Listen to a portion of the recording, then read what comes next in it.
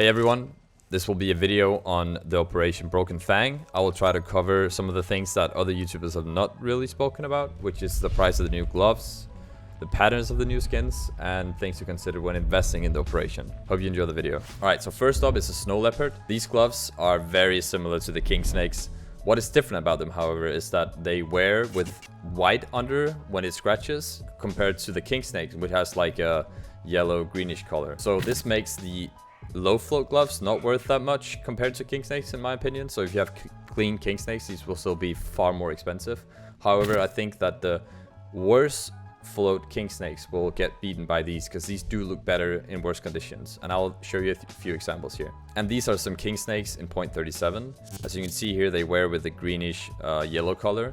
So compared to the Snow Leopards in the same condition, these look way worse. The next glove I want to talk about is the MOTO glove Smokeout. I think these gloves have some potential as well, especially in minimal wear and factory new. As you can see, the blue stripe that is leading through the glove kind of matches the color scheme of the blue gems. So I think that we'll see some people pairing this with blue gems. These gloves in poor conditions, again, look kind of scuffed. So I don't think that these will reach levels of prices that are much higher than the MOTO gloves Eclipse that we know already. However, I think that again, the minimal wear and the factory new ones might be on par with Spearmint, or maybe close to that. Maybe not quite, but I think that they're definitely above Eclipse in good conditions. The next gloves I want to talk about is the sports glove SLINGSHOT. These gloves are, in my opinion, top 2 or top 1 of the most expensive gloves in the new case. I think that these gloves are, obviously very similar to Pandora in the way they wear.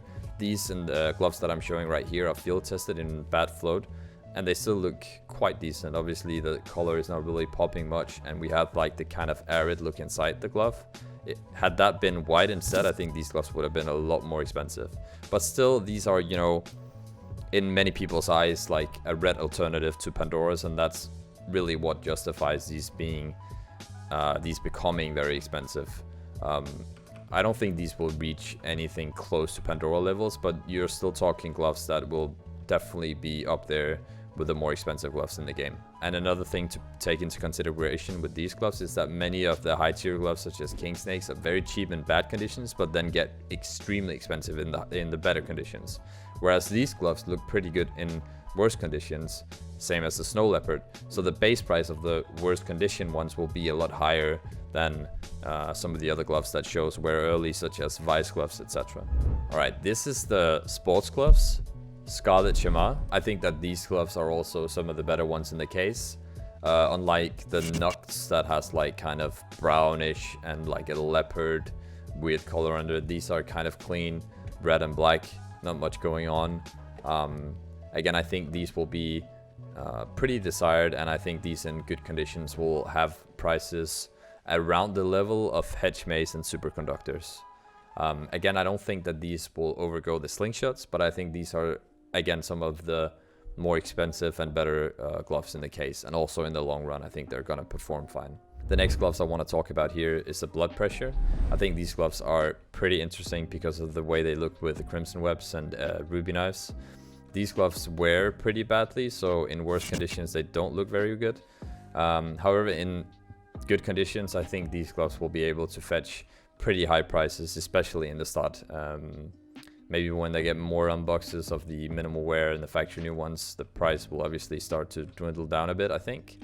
However, I think in the start, these in good condition might push prices looking somewhere similar to Spearmint gloves. Next up is the driver gloves black tie. These gloves are super cool in my opinion. You have, just black and white gloves. I think they're very, very neat. The only issue I have with these is that they wear insanely much. So you can see here that these are actually minimal wear and they're insanely scuffed. What I think is that these in field tested, battle scarred, well worn, etc. will be a lot cheaper than the Crimson Weaves. But when you do get a pair that shows no wear, they'll get a hefty overpay.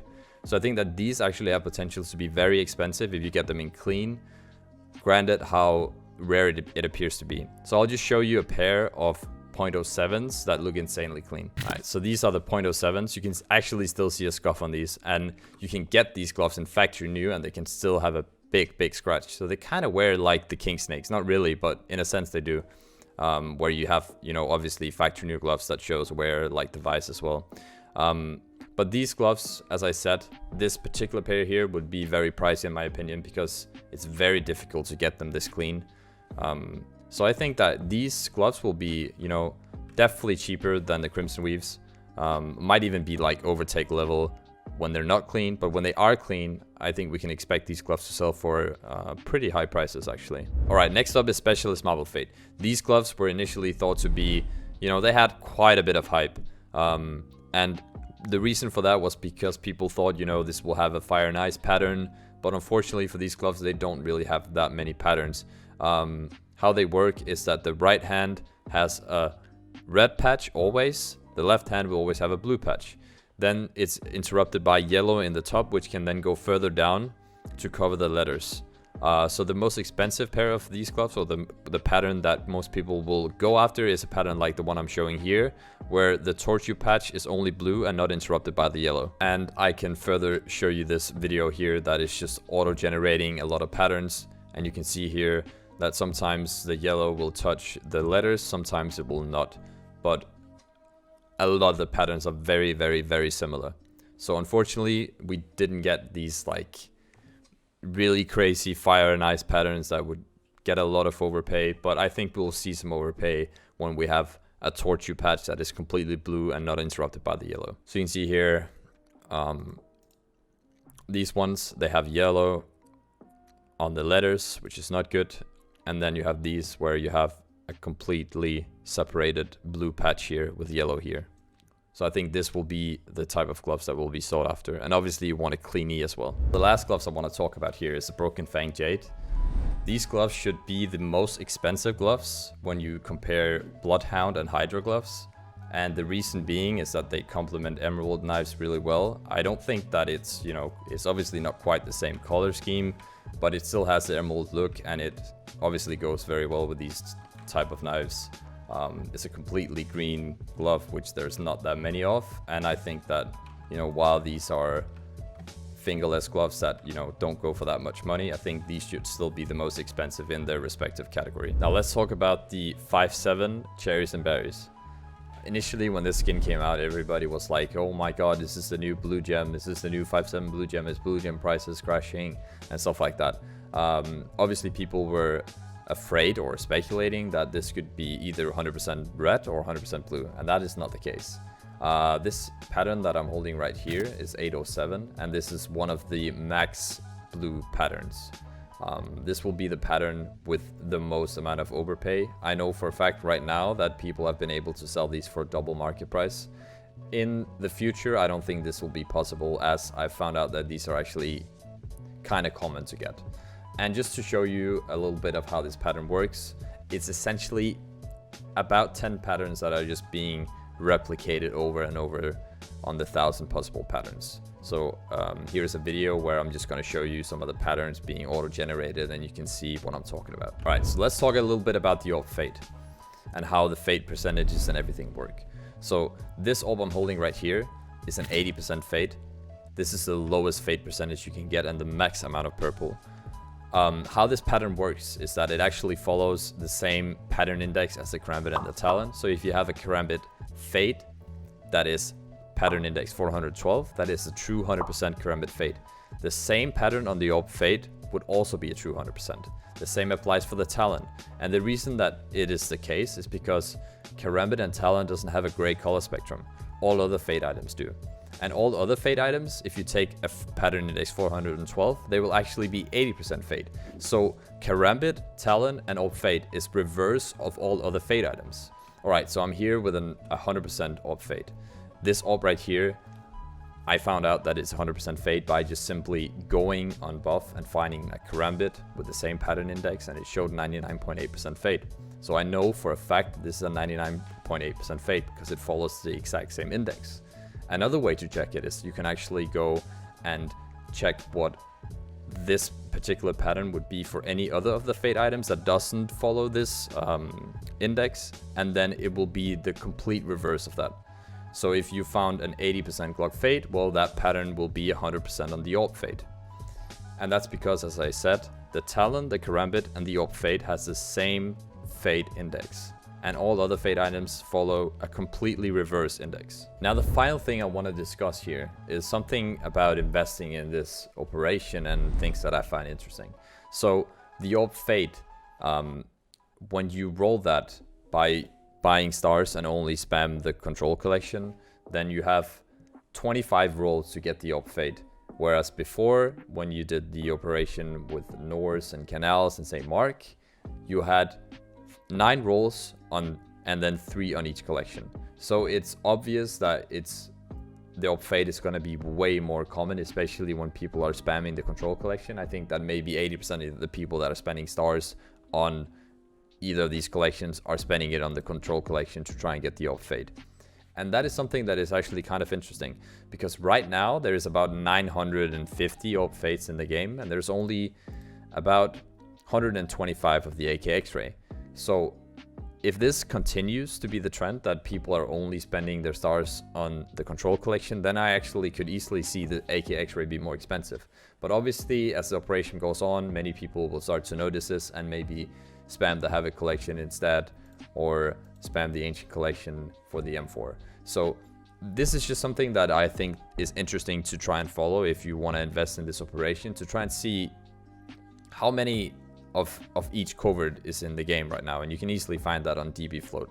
And I think that's something that is very, very important to try and take into consideration when you're thinking about, well, is it good to invest in pinks from the control collection? I mean, right now I'd say no, because this is like, there's an overflow of these items compared to the other 2 collections. That doesn't mean necessarily that it's good to invest in Havoc and Ancient, but I'm just saying that these items from these 2 collections are way more rare right now because people are only spamming the control collection. As for the agents and stuff like that, I don't really want to speculate on what is going to be expensive there and if there's any investment potential. For sure there will be some of these agents that will be worth buying right now, but I couldn't really tell you which one it is. Then looking at the sticker collection, I think that especially this sticker right here, a lot of people have already taken notice of this sticker, the Battle Scarred Holo. It looks insanely good on a lot of skins. I think this has potential to be expensive, but again, it all comes down to how many people are already investing in it. If that's an insane amount of people, then, you know, it's definitely going to take longer for it to get a nice return on your investment. Another thing I want to talk about is the case. So the case itself is probably the safest money back when you buy the operation and you spam this. You'll get around, I think it's 40 euros or something if you spend all your stars on just the case. The case right now, as it is, if you're buying stars and then buying the case, costs 76 cents. But if the stars will be on discount later on, then obviously it'll become even cheaper to get this case. So I would not advise anyone to invest in this case before nearing the end of the operation. I mean, you could do it, but it would be a lot more risky. So nearing the end of the operation, I think an investment like the case would be almost a guaranteed profit if you just wait a while, because obviously all of these items will almost guaranteed be discontinued from the game, probably also forever. Alright, so to try and round things off, we looked at some of the gloves that I found interesting and has some like patterns that are actually worth talking about. The gloves that I didn't include in the video are just simply gloves that I believe doesn't really have much to them or won't really be worth much compared to other gloves in the same category. Skins such like the Cherries and Berries and the Marble Fate gloves had potential for a lot more, especially in terms of the patterns. It could have varied. We could have had like Fire and Ice, Fate gloves, which would have been insane. But unfortunately we didn't get that. However, I hope that this video was helpful. Maybe it provided you with some new information. And if there's anything you'd like me to touch upon in another video, then please comment below with that. Peace.